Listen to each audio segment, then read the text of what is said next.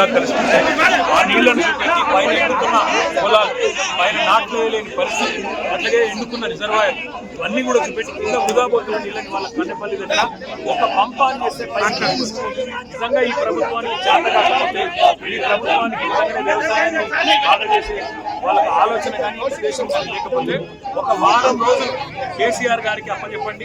కన్నెపల్లి దగ్గర నుంచి వాళ్ళ నీళ్లు పంపులా చేసి మొత్తం వారం రోజుల లోపల అన్ని జలాశయాలు నింపి రాష్ట్రంలోని గోదావరి మీద ఆధారపడి గోదావరి పంట పొలానికి నీళ్ళు ఇచ్చే బాధ్యత మాది. ఇవాళ సింపుల్గా మేడిగడ్డ బ్యారేజ్ గేట్ బ్రహ్మాండంగా పంపులు అందిస్తే కన్నెపల్లి దగ్గర నుంచి లిఫ్ట్ చేయొచ్చు. ఆడ 96 మీటర్ల మీదకి గోదావరి పడుతుంది. 93.5కే బ్రహ్మాండంగా పంపులు ఆన్ చేయొచ్చు. ఆడ బ్యారేజ్ సంబంధం లేకుండా నీళ్లు చూడొచ్చు. బ్రహ్మాండంగా మానేరు కానీ, లోవర్ మానేరు కానీ, పైన ఉండే మల్లన్న సాగర్ కానీ, రంగనాయక సాగర్ కానీ అన్ని కూడా బస్ ఆఫ్తో సహా అన్ని రిజర్వాయర్లు బ్రహ్మాండంగా నీళ్ళు వచ్చు. మార్గ మధ్యలో ఉండే చెర్రల్లో కూడా నీళ్ళు పోవచ్చు. ప్రభుత్వం తన చేతగాంతనాన్ని, తన అసమర్థతను కప్పించుకోవడానికి మమ్మల్ని జనగామ దగ్గరనే అడ్డుకునే ప్రయత్నం చేస్తాం. ఎందుకు అడ్డుకుంటున్నారు మేము అడిగాం పోలీసులు. మాకు ఆదేశాలు ఉన్నాయండి. కింద నీళ్లు వృధాగా పోతుంటే అవి రైతులకు చూపెడతా ఉంటే మీకెందుకు భయం? ఎల్నీనో అంటున్నారు, కరువు వచ్చింది అంటున్నారు.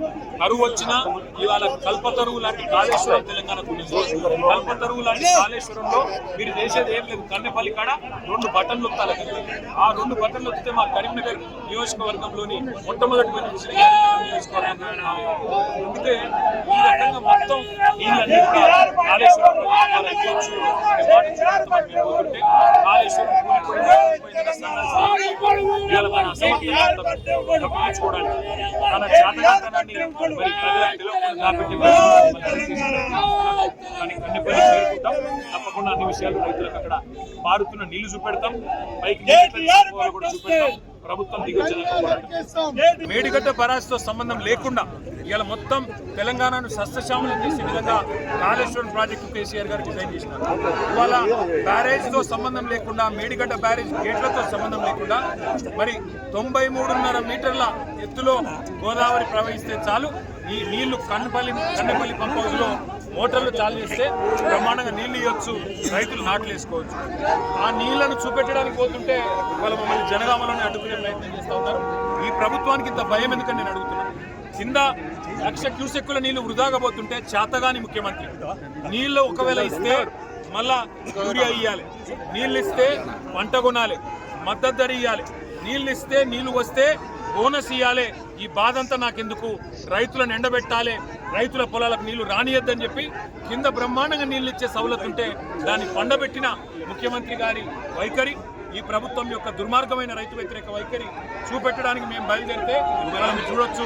మా వాళ్ళందరినీ అడ్డుకుంటా ఉన్నారు, మా ఎమ్మెల్యేలని, మా ఎంపీలు.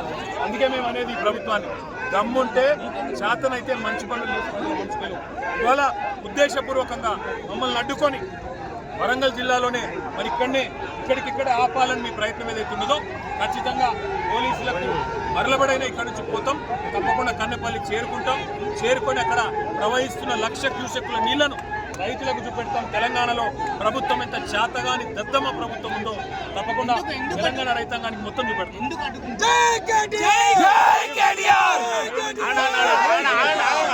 నీళ్లు పోతుంటే చేతగాని ముఖ్యమంత్రి, కింద 1,00,000 క్యూసెక్ల నీళ్లు పోతుంటే, పైన పంటలు ఎండుతుంటే, నాట్లేసే పరిస్థితి లేకపోతే కనీసం పట్టించుకునే తెలివి లేని ముఖ్యమంత్రి, వాళ్ళ ప్రభుత్వం యొక్క దొంగతనం బయటపడుతుందనే భయంతో ఇవాళ మమ్మల్ని పోకుండా ఇక్కడ నిరోధించే ప్రయత్నం చేస్తాం. 5 గంటల నుంచి అరెస్ట్ చేస్తున్నారు. 100% రేవంత్ రెడ్డి అనే సన్నాసి సూచనల మీద దాన్ని వదిలిపెట్టాం. తప్పకుండా కన్నెపల్లి చేరుకుంటాం. 1,00,000 క్యూసెక్ల నీళ్లు ఇవాళ రైతులకు చూపెడతాం. ఎన్ని పెట్టుకుంటారో ఏం